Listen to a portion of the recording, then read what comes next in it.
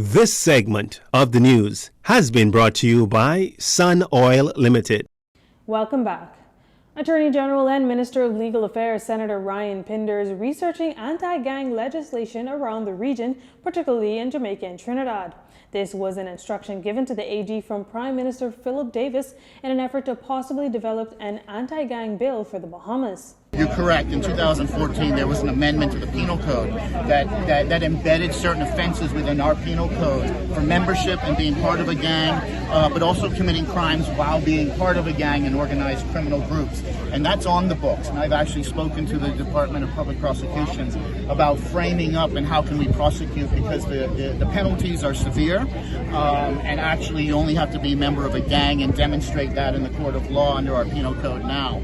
So we're working in parallel routes. We want to see how we can bring prosecutions under the current law and the penal code while reviewing regional legislation and benchmarking it to see if we can improve our laws and whether it makes sense to have a standalone gang legislation or whether it makes sense to expand it further within the penal code. This follows what police have confirmed as a gang war here in the capital, which has claimed the lives of 22 individuals last month alone. Last week at the office of the Prime Minister Philip Davis told reporters that Bahamians deserve safer streets, schools, and communities, as he urges the public to get involved by volunteering in their neighborhoods and to look out for each other's children and to help those who are in crisis. A police-involved shooting in the early hours of Saturday morning leaves one man dead, with police recovering a firearm in the aftermath. Police Press Liaison Officer Superintendent Ollie Peters says 3 officers were on mobile patrol where their officers got a word of a robbery on Delancey Street. There's no evidence to suggest that at the moment. However, the scene speaks to that something did occur or was about to occur, and the presence of the police avoided it or was about to arrest the individual and question him with respect to the incident that actually occurred. Now, as Superintendent Peters has stated, the suspect is believed to be in his early 30s, was wearing a bulletproof vest, which resulted in him being shot in the upper shoulder. Superintendent Peters also indicating that officers recovered a firearm from the suspect. Asked if the suspect was part of the initial robbery, Superintendent Peters says this. This morning, sometime around 1 a.m., police were alerted to a robbery that occurred on Delancey Street. Officers responded, and while canvassing the area, they were patrolling Hospital Lane north, and they came upon a suspect, and as they engaged the suspect, that suspect produced a firearm. The officers produced their service weapon and discharged it, hitting the suspect a number of times. On checking the suspect, it was discovered that he was wearing a bulletproof vest, and following that, the EMS was called to the scene. Following their assessment, they found that there was no signs of life. Her Majesty's coroner visited the scene, and she was appraised of the facts. Following this investigation, the file will be forwarded to the coroner's office, where a coroner's inquest will be held. Investigation into this matter continues. The Union of Tertiary Educators of the Bahamas has a new executive team following their elections this past Friday. And now, as the official bargaining agent for faculty and staff at the Bahamas Technical and Vocational Institute, the process of reaching an industrial agreement is set to begin. Drino Saunders spoke with UTEB's president, Mr. Daniel Thompson, and files this report.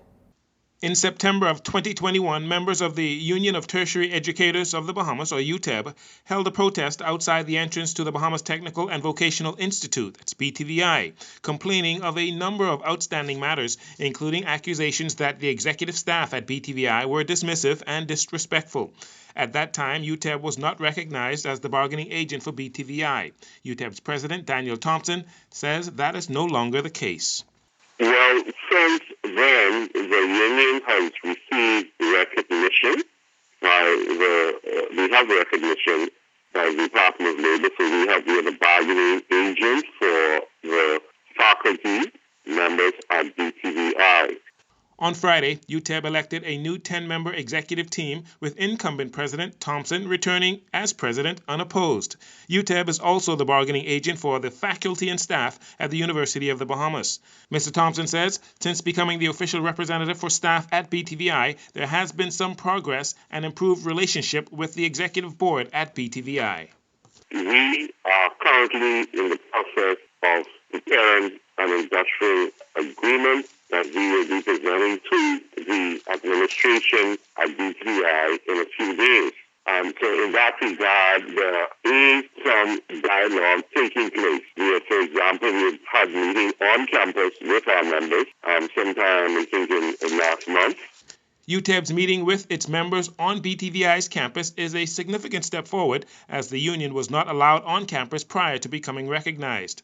With UTEB as the official bargaining agent, Mr. Thompson says there is still much work to be done as it relates to personnel issues, opportunities, and working conditions at BTVI.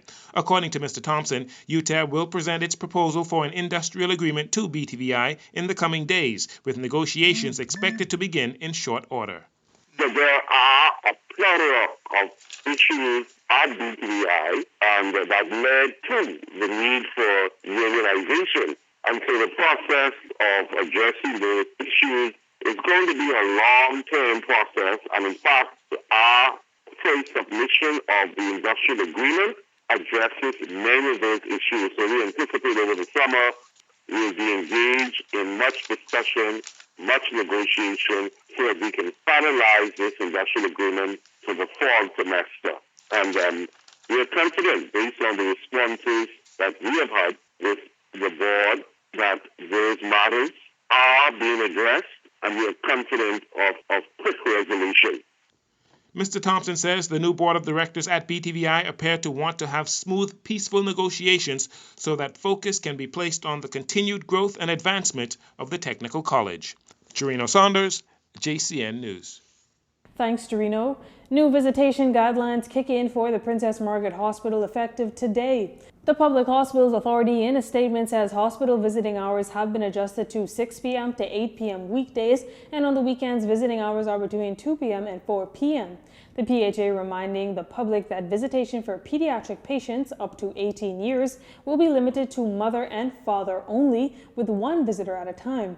There's a limited visitors list for the intensive care unit and the neonatal or NICU, which will continue at the discretion of the attending physician. Now, patient visitation on PMH's general wards is limited to patients 60 years and older. Only 2 visitors are permitted for each patient, one of whom must be the patient's legal next of kin. As for PMH's private services, visitation is permitted for all ages. 2 visitors are permitted for each patient, one of whom must be the patient's legal next of kin.